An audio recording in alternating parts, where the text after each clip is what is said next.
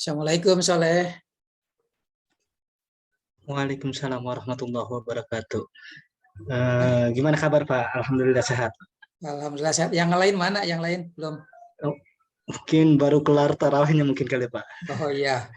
Belum Ya, sampai rumah mungkin. Gak apa-apa karena memang kan waktu bulan batasi ya. Cuma Iya Pak. 50 menit atau 2 SKS kali 25, 50 menit. Kita mulai aja ya. Siapa? Sambil nunggu yang lain nanti.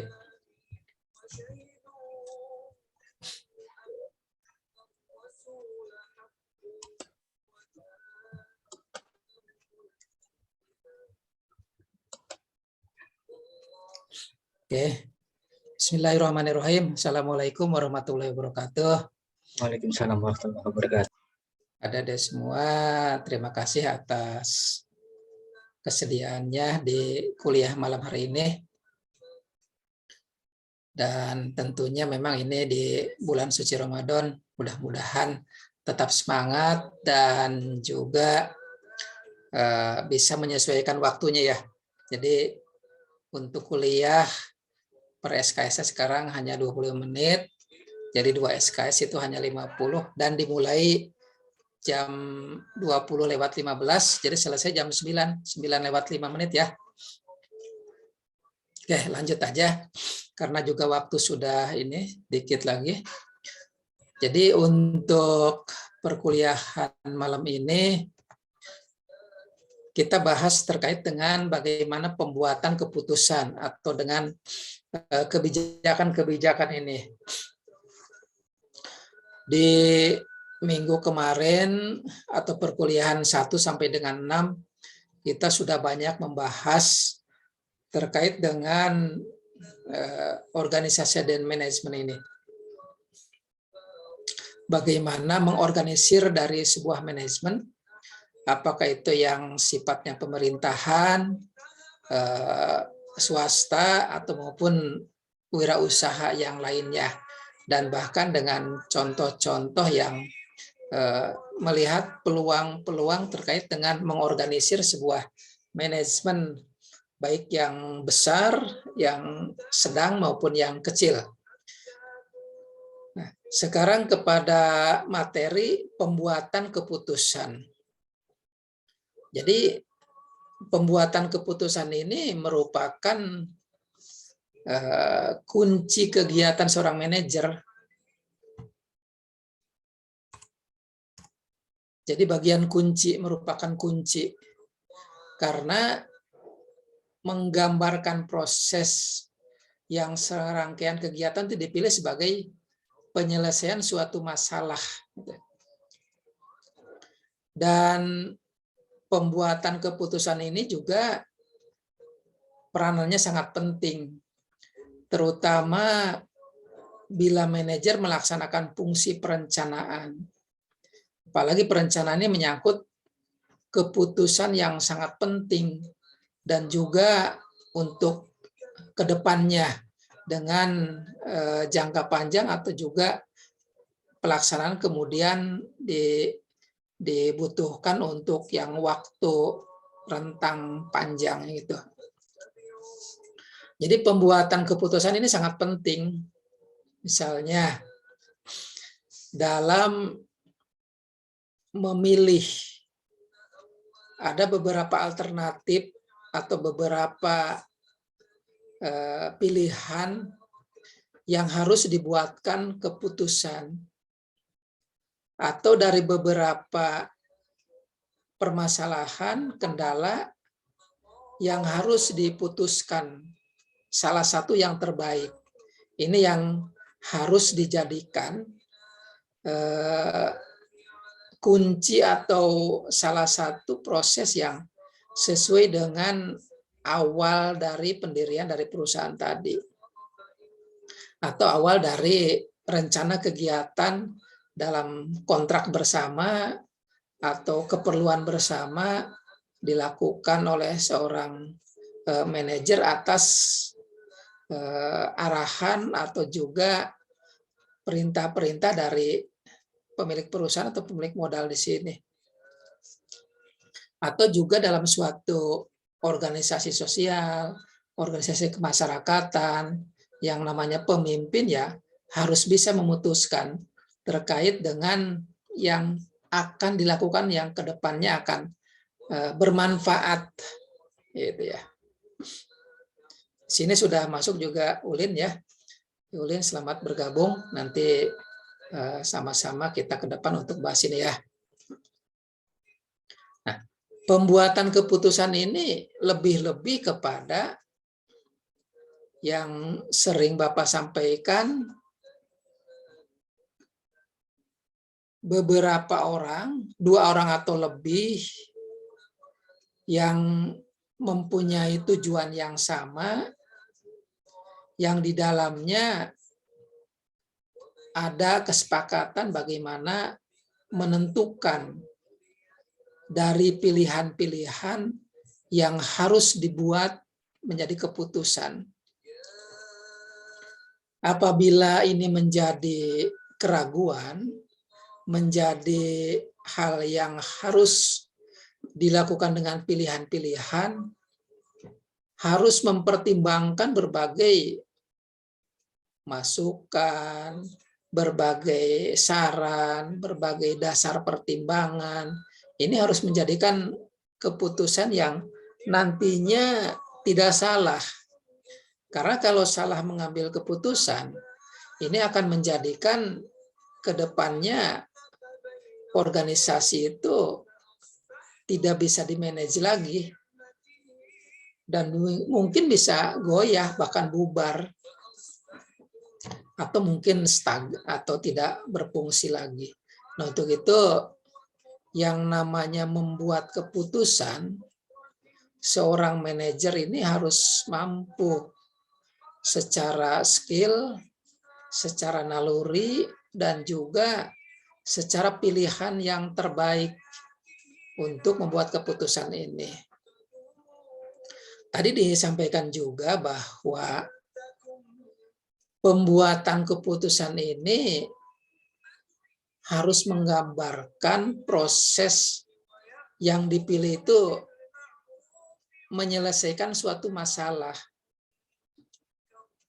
dan juga menjadikan solusi agar apa yang akan dilakukan ke depannya benar-benar tidak hanya di luar nalar lah, atau mungkin karena masukan dari orang yang salah gitu ya. Untuk itu seorang manajer harus benar-benar memperhatikan dari berbagai aspek. Tidak untuk sehari 2 hari, tidak sebulan 2 bulan, ini untuk jangka panjang. Perjalanan perusahaan, perjalanan wirausaha, perjalanan organisasi ini akan menjadikan dapat berjalan secara baik ya sesuai dengan pengambilan keputusannya atau pembuatan keputusannya. Ini yang terus harus dilakukan oleh seorang manajer, karena berbagai pertimbangan ini yang harus dilakukan. Misalnya Bapak ngambil contoh lagi kepada beberapa pertemuan yang lalu. Adik-adik katakanlah satu visi untuk membuat suatu badan usaha kewirausahaan yang lagi tren lah, katakanlah seperti kedai kopi TTS katakanlah, yang di dalamnya ada Soleh, ada Ulin, ada yang lainnya mungkin ya. Nah, apabila ini sudah berjalan katakanlah, tetapi belum optimal, banyak problem, banyak masalah.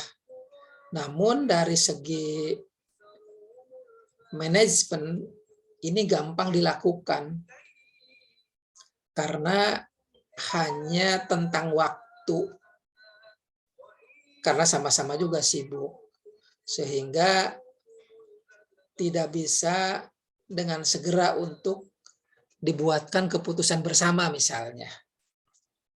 Nah, dengan hal itu harus ada keputusan ini dilakukan dengan beberapa pendekatan.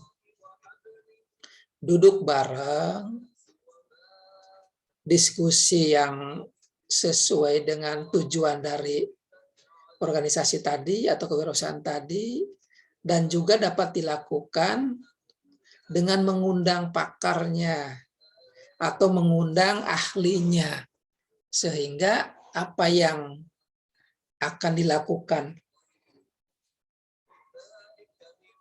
ke depannya itu lebih terencana, lebih sesuai lagi. Apalagi yang sifatnya badan usaha, kewirausahaan, tentunya harus memperhatikan berbagai aspek, baik SDM, materialnya, metodenya, money-nya. Nah, itu terkait dengan money permodalan. Modal awalnya apakah ini dapat dari investor atau memang dari masing-masing peserta dalam organisasi manajemen ini. Apabila ada investor, lebih hati-hati lagi mengambil keputusannya. Karena jangan sampai salah. Udah salah langkah, salah ngambil keputusan, ya salah dalam perjalanannya ke depannya.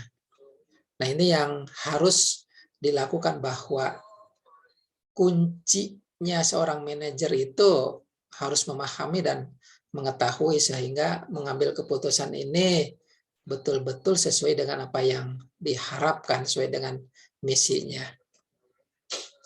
Kembali kepada katakanlah contoh tadi kewirausahaan dalam kebersamaan di situ, kalau memang masalahnya yang lain, misalnya ini terkait dengan bahan baku, berarti harus melihat, membrowsing ataupun juga menanyakan kepada yang lain. Karena dengan bahan baku ini ternyata sangat fatal juga. Bagaimana bisa melanjutkan kegiatan usaha apabila bahan baku ini cuma segitu-gitunya, nggak bisa ditingkatkan. Kalau perlu ditingkatkan akan berbeda dengan metode-metode yang ada, sehingga bahan baku ini perlu didatangkan dari yang lain misalnya.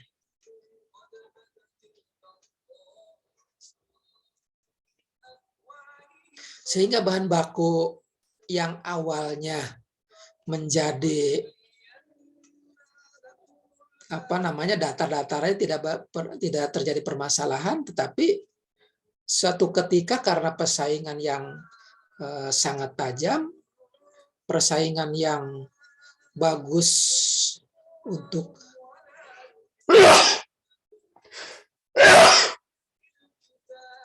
persaingan yang bagus ini yang harus dilakukan. Karena dengan persaingan yang ada, bahan baku yang sudah terbiasa itu sudah tidak berguna lagi atau berkurang dari kualitas produk-produk yang ada. Itu misalnya permasalahannya. Atau permasalahan yang lainnya misalnya dari segi waktu misalnya. Yang dulu dalam kegiatan wirausaha ini untuk mendapatkan konsumen itu di waktu-waktu siang, sehingga jam buka dari kegiatan wirausaha misalnya dari jam 10 sampai jam 3 sore. Tetapi dengan perkembangan waktu, apalagi dikaitkan dengan misalnya COVID-19 lah gitu ya, pandemi ini.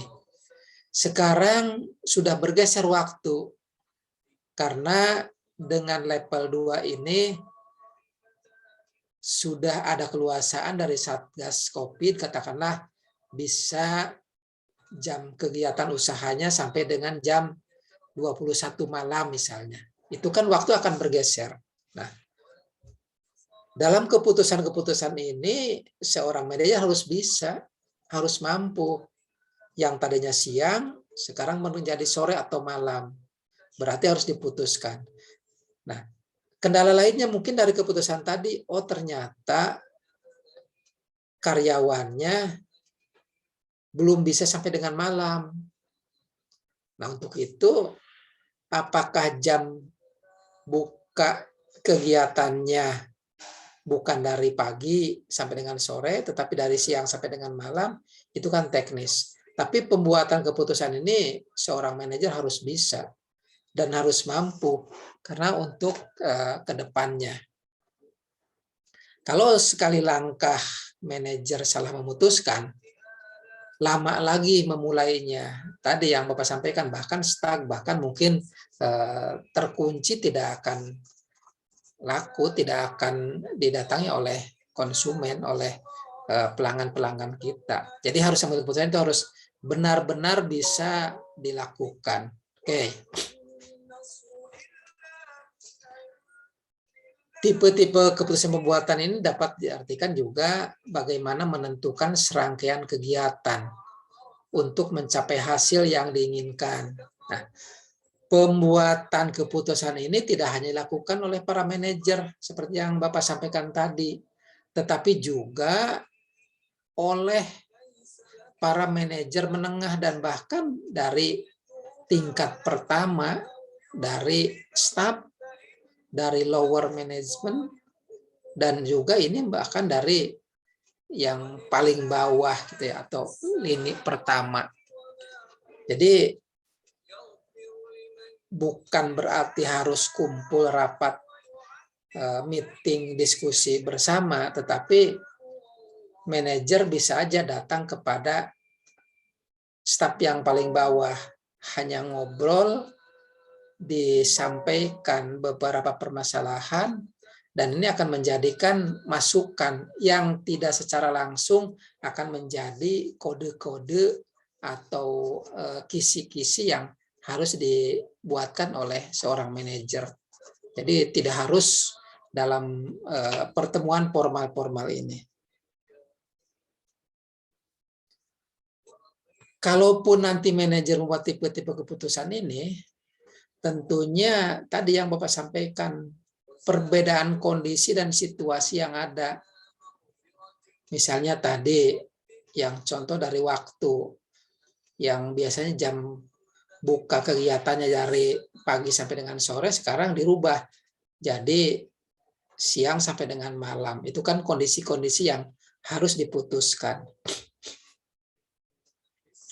Keputusan juga dapat dikelompokkan menjadi 3 keputusan, yaitu di program.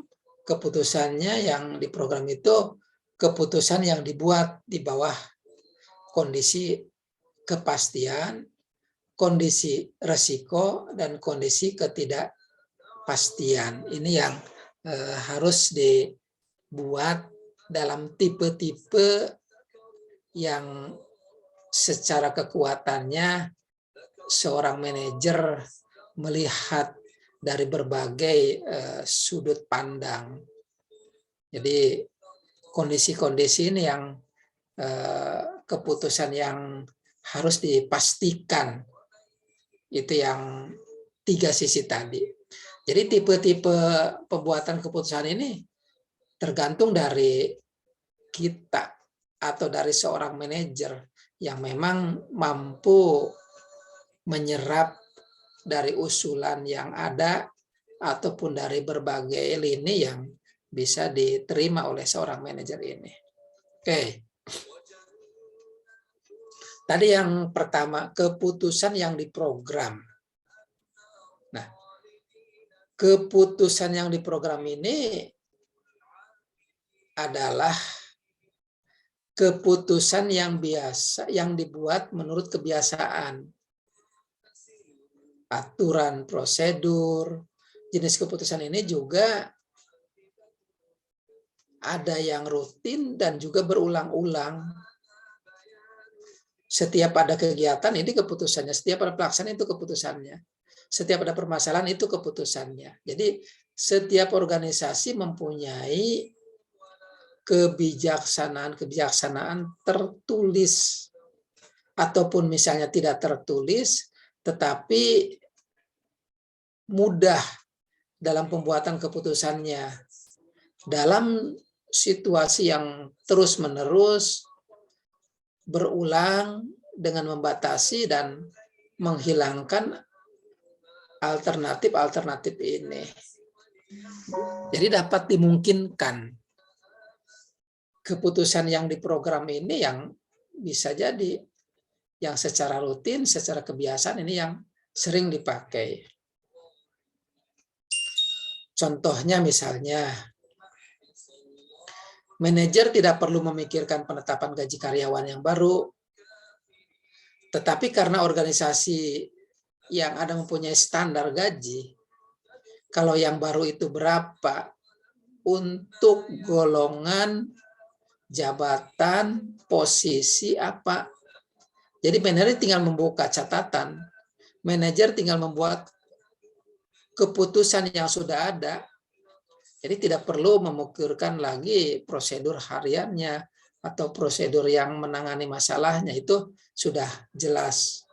Dan memang itu sifatnya yang sudah baku, yang sudah ada, yang menjadikan siapapun dari golongan manapun, dari titipan siapapun yang namanya pegawai yang baru, pasti standarnya ini.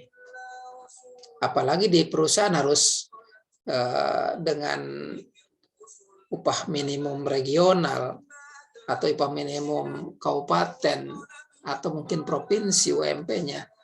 Jadi harus ada. Jadi keputusannya sudah diprogram. Jadi tidak usah pusing-pusing lagi seorang manajer mencari bagaimana alternatif yang memungkinkan untuk melaksanakan keputusan ini. Yang kedua tadi, keputusan yang tidak diprogram. Kalau ini berkenaan dengan masalah khusus atau masalah yang tidak biasa. Jika suatu masalah yang timbul tidak cukup dengan kebijaksanaan, akan tetapi perlu penanganan khusus dan harus disesuaikan dengan suatu keputusan yang tidak terprogram. Artinya tidak yang terstandarkan.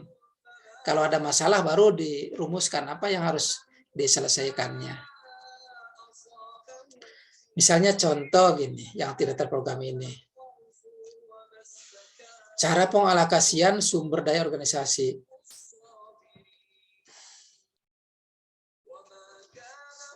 Cara hubungan dengan masyarakat. Jatuhnya nilai sebuah produk di pasaran. Ini yang harus dipahami. Karena yang namanya perusahaan pasti bagaimana produk yang dihasilkan itu ada keuntungannya, ada selisih penerimaan dan pengeluarannya.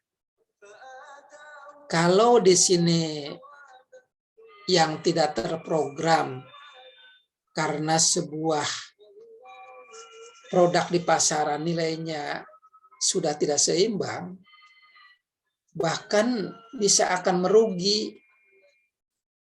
Apa yang menjadikan pengadaan barang, apa yang menjadikan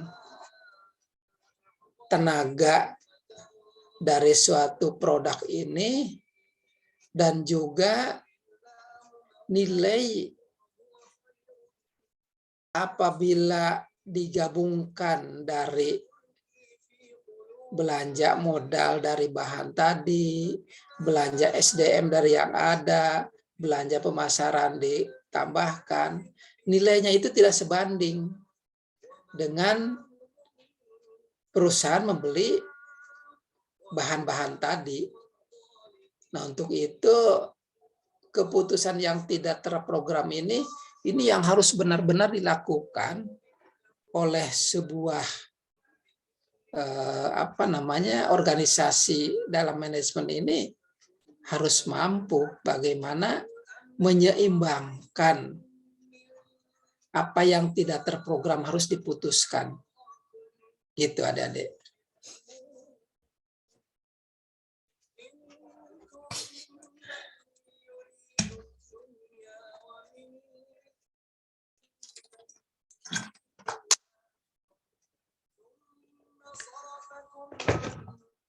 Jadi dalam suatu pengambilan keputusan, yang awal tadi yang pertama, kalau itu tidak terlalu sulit karena memang sudah terprogram, apalagi permasalahannya sudah terstandarkan. Kalau ini, misalnya salah satu contoh tadi dari segi harga produk yang di pasaran, apalagi yang terkait dengan hubungannya dengan masyarakat, harus juga dilakukan.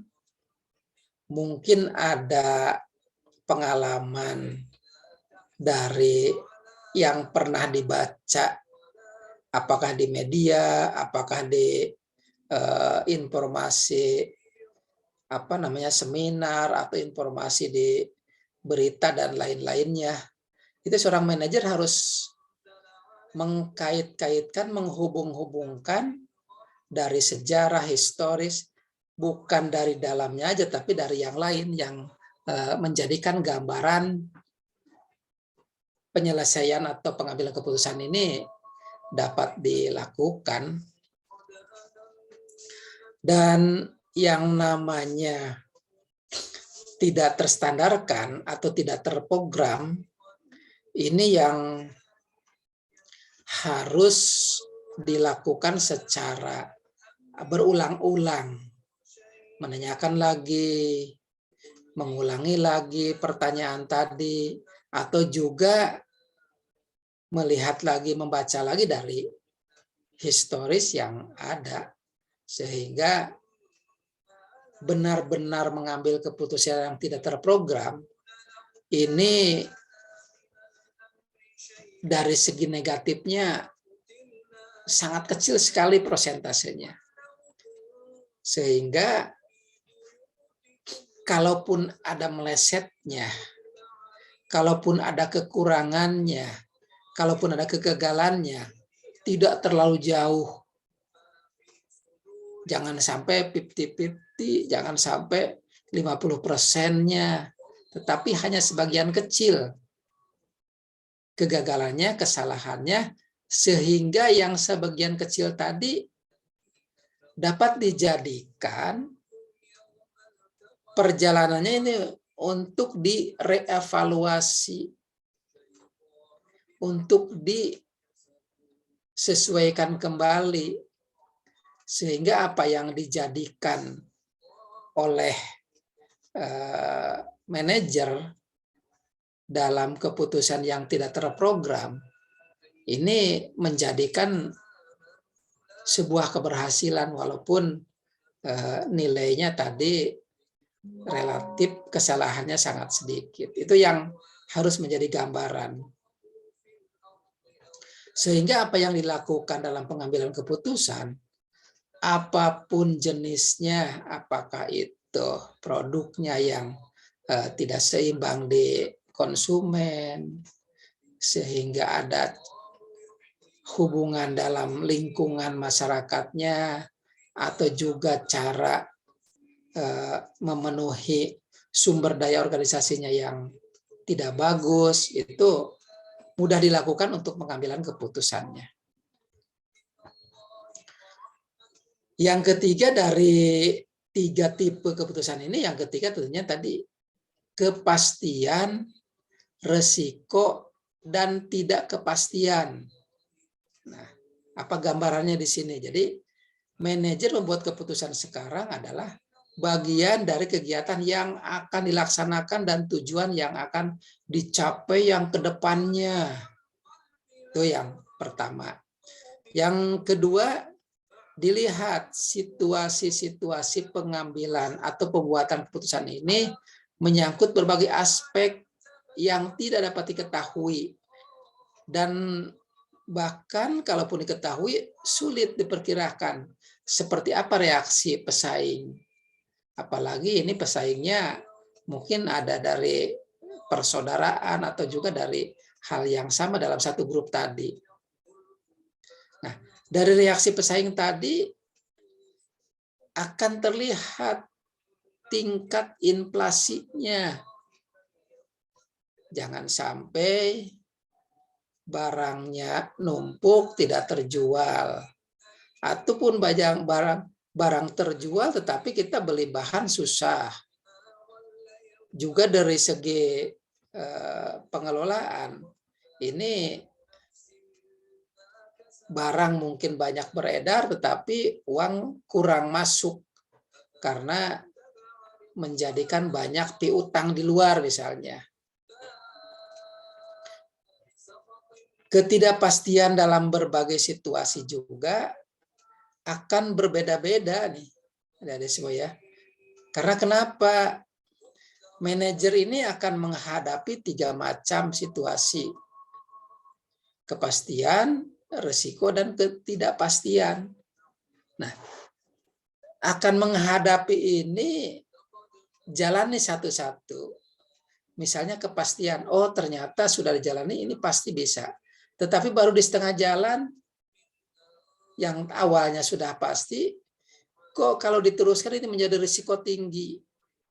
Kalau risiko tinggi, ke depannya barang numpuk, atau SDM banyak, ataupun juga kegiatan cukup, ini akan menjadikan ke depannya tidak jelas, atau ketidakpastian. Itu yang harus dilakukan. Tetapi yang namanya seorang pengusaha, seorang manajer tidak bisa diam karena sudah tidak jelas, karena sudah tidak kepastian, resikonya tinggi. Udahlah tumpuk, tutup, ya itu tidak bisa kalau gitu. Kalau gitu justru mundur, semuanya mundur, tidak bisa untuk pelaksanaan tadi. Justru yang ada, hadapi apa yang menjadi kenyataan tadi. Bergerak tetapi kurang bagus, tapi minimal ada kepastian. Bergerak tetapi juga dengan penuh risiko, tapi kalau dilaksanakan risikonya itu cukup dilakukan dengan komunikasi, koordinasi, ternyata lebih gampang. Nah, apalagi bergerak terus, ketidakpastiannya bisa dilakukan dengan cara pendekatan tadi. Misalnya, pendekatan ini awal semua orang menyaksikan kalau organisasi manajemennya akan berjalan lancar.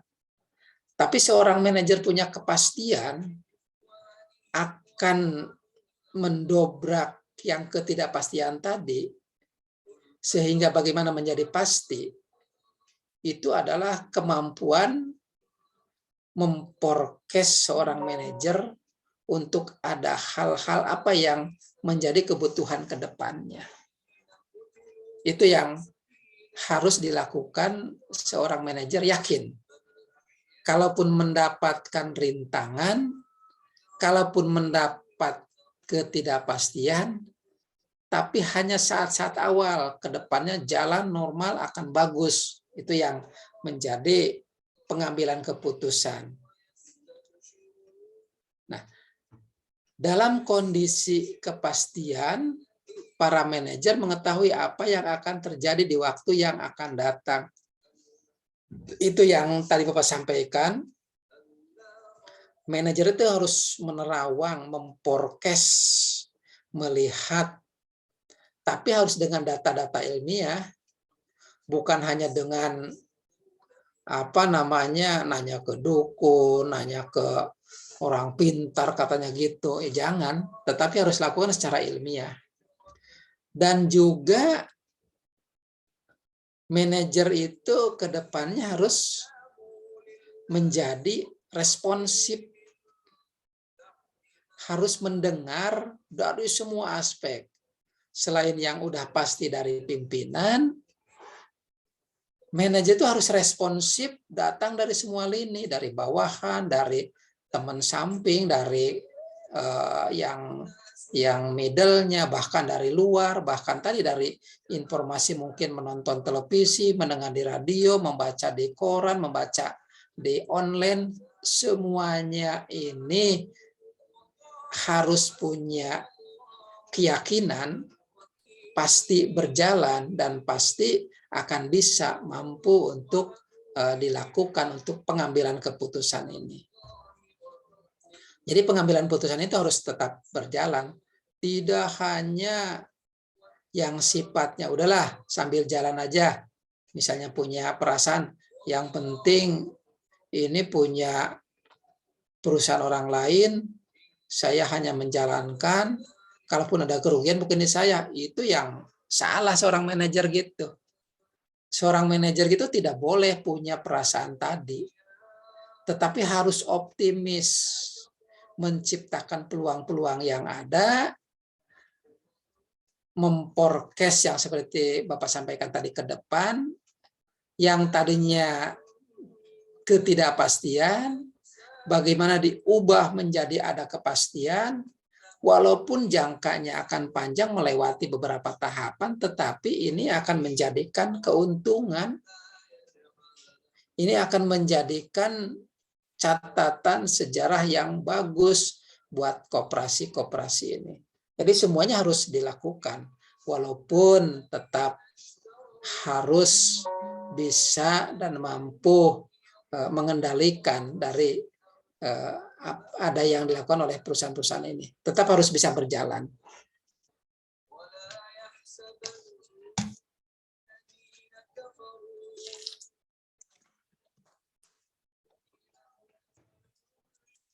Oke, lanjut.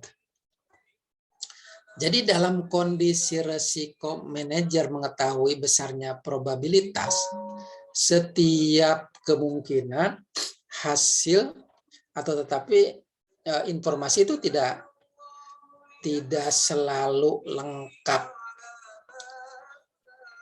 Nah, untuk itu kondisi ketidakpastian seorang manajer itu masa tidak mengetahui probabilitas atau bahkan mungkin tidak mengetahui kemungkinan hasil. Kondisi ketidakpastian itu pada umumnya ya menyangkut keputusan kritis di sela-sela keputusan yang paling susah atau dalam keadaan kritis. Itu yang akan menjadikan selamat lahir batin perusahaan atau organisasi ini ke depannya yang mendekati dari hal-hal yang sesuai dengan tatanan, ilmu, kondisi, apa yang dilakukan dalam perusahaan tadi. Sehingga keputusan kritis yang menjadikan hidupnya perusahaan atau hidupnya organisasi manajemen ini akan mampu bisa dilalui. Gitu. Jadi adik-adik sebagai mahasiswa yang mempelajari ilmu bisnis, yang mempelajari manajemen bisnis, yang mempelajari teknologi, bahkan lebih kepada teknologi bisnis, ini harus mampu. Justru jangan sampai udahlah ini mah terserah aja, tinggalin aja gitu, salah. Kalau gitu akan lebih jauh lagi. Karena kalau sudah menyerah, kalau sudah tidak mengambilkan keputusan ke depannya ya akan sulit. Sehingga organisasi manajemen pasti gulung tikar. Karena tidak ada pendekatan-pendekatan yang mau dilakukan oleh teknik-teknik yang bagus oleh seorang manajer dalam perusahaan-perusahaan tadi. Jadi harus bisa.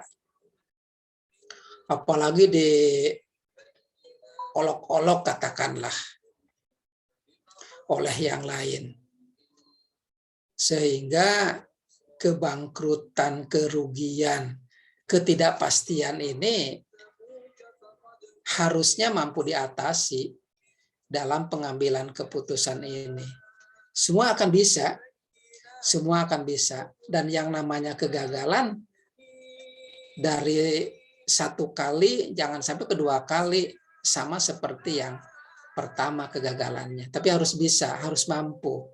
Nah, ini yang menjadikan ke depannya seorang manajer itu bisa dan mampu terkait melaksanakan kegiatan-kegiatan ini. Bagaimana proses pembuatan keputusan? Manajer ini harus membuat keputusan dengan metode pembuatan keputusan informal untuk memberikan pedoman bagi mereka. Misalnya contoh, manajer dapat menggantungkan pada tradisi dan membuat keputusan sama seperti yang dibuat untuk masalah atau kesempatan serupa di waktu yang lalu. Seperti contoh di atas. Kalau ini yang sifatnya melekat dan menjadi historis di kegiatan sebelumnya, apalagi menjadi catatan yang ada, ini lebih mudah lagi, lebih gampang lagi, karena menjadikan kali yang kedua mungkin atau kali yang ketiga, sehingga di situasi yang apapun dapat melaksanakan. Tapi kalau lihat pengalamannya adik-adik, contoh misalnya pemerintahan, baik pemerintah pusat, pemerintah daerah, provinsi, kabupaten, kota, kemarin yang kita tahu dalam masalah kondisi COVID-19, dalam menghadapi COVID-19, karena hal ini baru dalam sejarah dunia, baik tingkat pusat maupun daerah, yang namanya COVID itu baru, sehingga muntang-panting, sehingga cari pola baik pusat, daerah, provinsi, kabupaten, kota itu mana yang terbaik, dan masing-masing tidak bisa membandingkan, apalagi menjadi studi bandingnya, karena belum ada, sehingga masing-masing membuatkan cara pendekatan yang terbaik. Jangan sampai korban manusia tambah banyak, korban dari ekonomi tambah banyak, korban pendidikan, dan bagaimana yang lainnya. Nah, untuk itu, ini masih meraba-raba bagaimana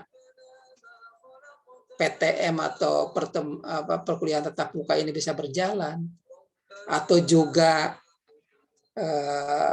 kegiatan-kegiatan perkantoran perusahaan bisa berjalan apabila metode-metode ini tidak bisa mempelajarinya.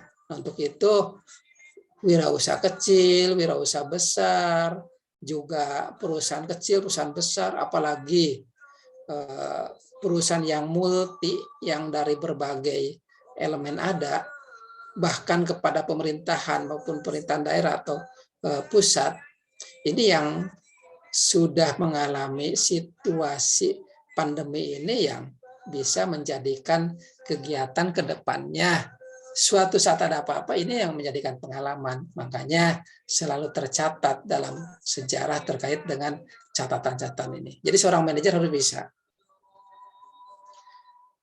Itu adik-adik perkuliahan di malam hari ini, dan semoga waktu yang telah diberikan 25 menit kali 2, 50 menit ini dapat menjadikan pengetahuan bagi adik-adik.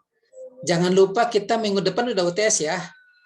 Jadi UTS akan dilakukan sama mulai jam 8:15 sampai jam 9. Atau nanti memungkinkan, silahkan nanti adik-adik bisa menambah waktu, tetapi penyampaian hasil dari UTS-nya agar segera dilampaikan ke Bapak, baik secara WhatsApp atau email seperti yang dilakukan beberapa waktu yang lalu. Jadi itu untuk UTS minggu depan, dan soal sama seperti biasa, uraian, penjelasan, dan esai-esai itu aja.